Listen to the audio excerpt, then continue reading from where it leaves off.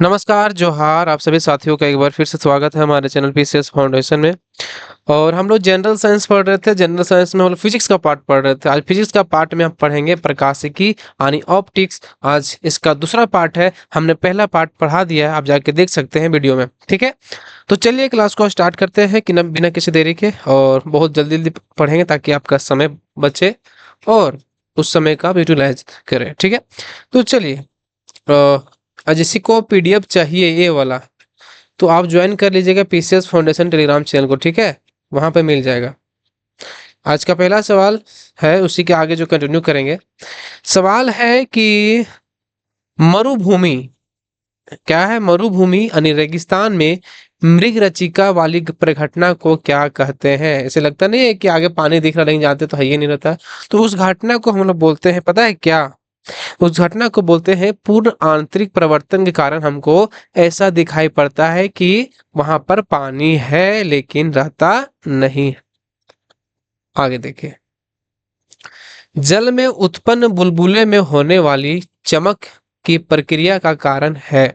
जल में उत्पन्न बुलबुले में होने वाली चमक की प्रक्रिया का कारण जो है, उसका कारण है क्या? उसका कारण है पूर्ण आंतरिक प्रवर्तन। उसका क्या कारण है?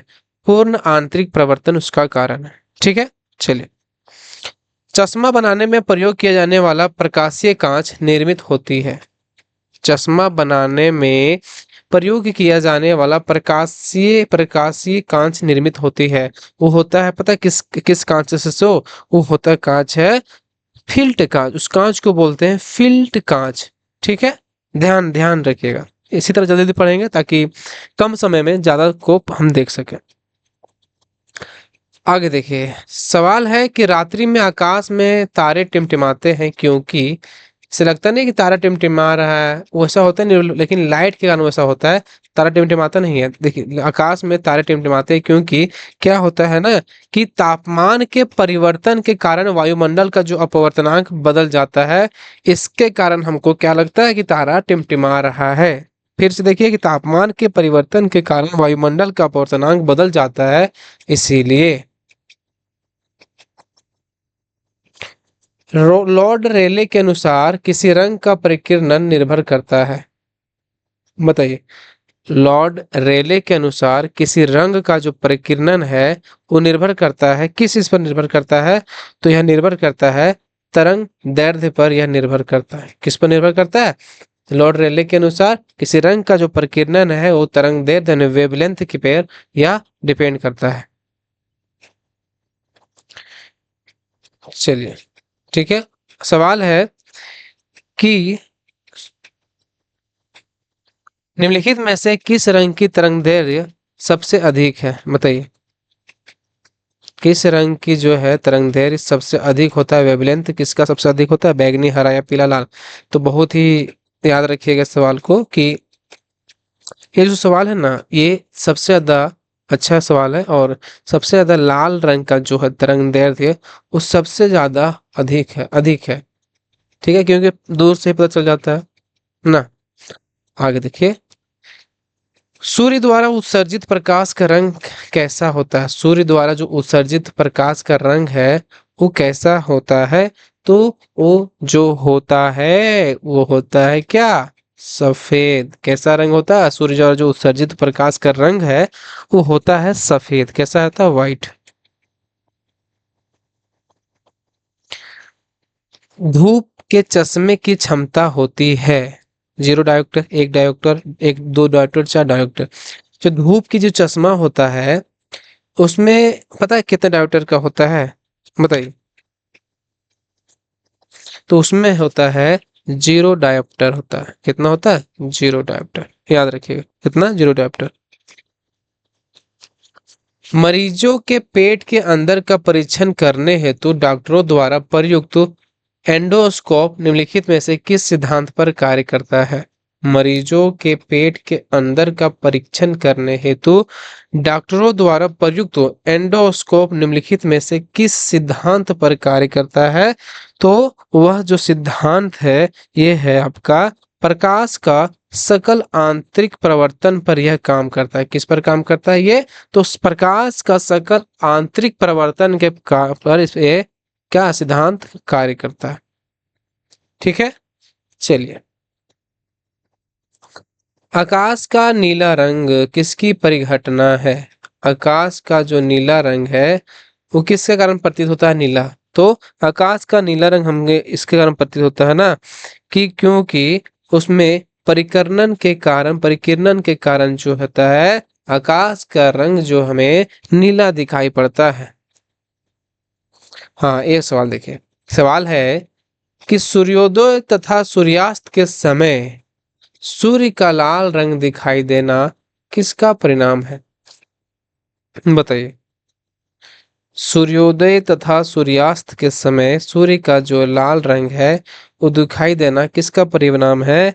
तो यह परिणाम है, पता है किसका? ये है परिकिरणन का। किसका? परिकिरणन। देखते हैं उगते समय लाल दिखाई पड़ता है, डूबते समय भी लाल दिखाई पड़ता है। तो किसके कारण दिखाई पड़ता है? तो ये परिकिरणन के कारण दिखाई पड़ता है। चलिए आगे बढ़िए। इंद्रधनुष बनने का कारण है, ऐसे बनता है इंद्रधनुष ना 7 रंग का। इसका क्या कारण है बनने का? तो इंद्रधनुष बनने का जो कारण है वह कारण है आपका कि जल की बूंदों द्वारा सूर्य प्रकाश का परिवर्तन एवं अपवर्तन। इसे 1 मिनट सुनिए, समझाते हैं। जैसे जल की बूंद होता है ना, द्वारा प्रकाश का जो प्रकाश सूर्य का प्रकाश का परिवर्तन और अपवर्तन, ये दोनों के कारण क्या होता है कि इंद्रधनुष जैसा दिखाई पड़ता है। ठीक है, चलिए। प्रकाश का रंग निर्धारित होता है इसके इसके प्रकाश का जो रंग है वो कैसे निर्धारित होता है? इसके क्या से? इसके तरंग दैर्ध्य से या निर्धारित होता है। किसके कारण होता है? तरंग दैर्ध्य से निर्धारित होता है। ठीक है, चलिए आगे देखिए। निम्नलिखित में से कौन सा प्रकाशीय रंग प्रिज्म से गुजरने पर सबसे कम अपसरित यानी डाइवर्ज होता है? निम्नलिखित में से कौन सा प्रकाशीय रंग प्रिज्म से गुजरने पर सबसे कम अपसरित होता है? तो सबसे कम अपसरित जो होता है वो होता है लाल। ठीक है, कौन सा सबसे कम रंग अपसरित होता है और डाइवर्ज सबसे कम होता है? ये होता है लाल रंग, ज्यादा डाइवर्ट नहीं होता है। जल में वायु का बुलबुला किस लेंस की तरह कार्य करता है? ये जल में वायु का बुलबुला किस लेंस की तरह कार्य करता है? तो जो बुलबुला है ना ये वो कार्य करता है आपका अवतल लेंस की तरह कार्य करता है। सवाल देख रहे कितना बढ़िया बढ़िया है। जल में जो बुलबुला है किस लेंस पर कार्य करता है? तो अवतल लेंस की तरह कार्य करता है। उत्तल व अवतल लेंस की क्षमता होती है।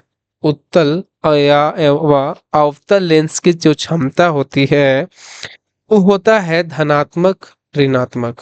कैसे होता है? ए एक होता है ए धनात्मक और दूसरा ऋणात्मक। ठीक है, पॉजिटिव और नेगेटिव। इंद्रधनुष में रंगों का क्रम होता है। देखिए ये मस्त सवाल।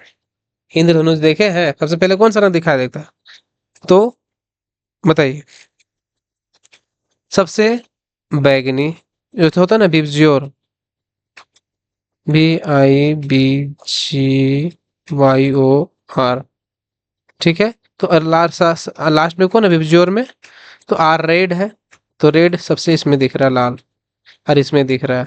अभी हमको पता करना है यहाँ से। उसके बाद बताइए। उसके बाद जामुनी, नीला, हरा, पीला, नारंगी देख रहे हैं, येलो, फिर क्या है रेड। तो ये हो गया आपका क्रम। सबसे पहला बैगनी, दूसरा जामुनी, नीला, हरा, पीला, नारंगी और लाल। निकट दृष्टि दोष या मायोपिया के निवारण के लिए किस लेंस का उपयोग किया जाता है? निकट दृष्टि दोष या मायोपिया के निवारण के लिए किस लेंस का उपयोग किया जाता है? तो मायोपिया के लिए जो लेंस का है वो है कौन सा? अवतल लेंस का। किस लेंस का प्रयोग किया जाता है? तो अवतल लेंस का प्रयोग किया जाता है। अवतल लेंस द्वारा बने प्रतिबिंब जो है कैसा होता है? जो अवतल लेंस द्वारा प्रतिबिंब बनता है ना, वो कैसा होता है? तो जो होता है वो होता है, पता है ये कैसा होता है? आभासी प्रतिबिंब बनता है। कैसा प्रतिबिंब बनता है? आभासी प्रतिबिंब बनता है। ध्यान रखिएगा।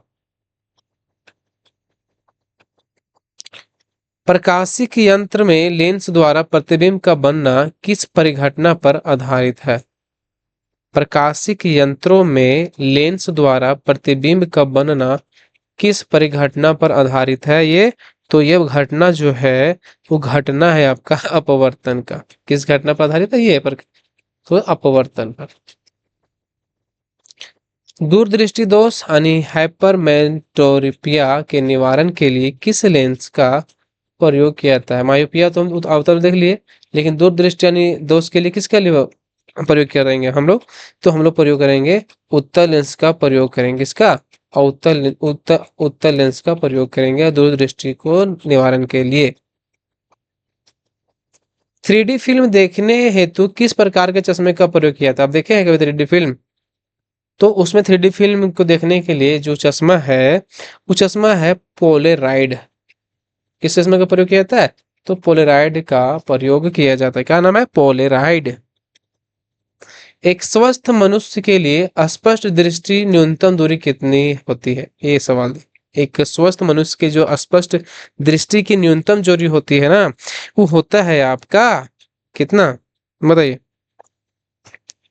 ये होता है 25 सेंटीमीटर। कितना? 25 सेंटीमीटर। ठीक है। चलिए, अंतरिक्ष यात्री को जो है अंतरिक्ष यात्री को अंतरिक्ष से आकाश को देखने पर कैसा दिखाई देगा? अंतरिक्ष यात्री को अंतरिक्ष से आकाश को देखने पर कैसा दिखाई देगा? तो यह दिखाई देगा आपका काला। कैसा दिखाई देने देगा? तो काला दिखाई देगा। ठीक है। चलिए, ये है आपका आंसर। आपको पीडीएफ दे देंगे, टेलीग्राम चैनल पर जुड़ जाइएगा। ठीक है। और चैनल पर नए हो सब्सक्राइब जरूर कर लीजिएगा।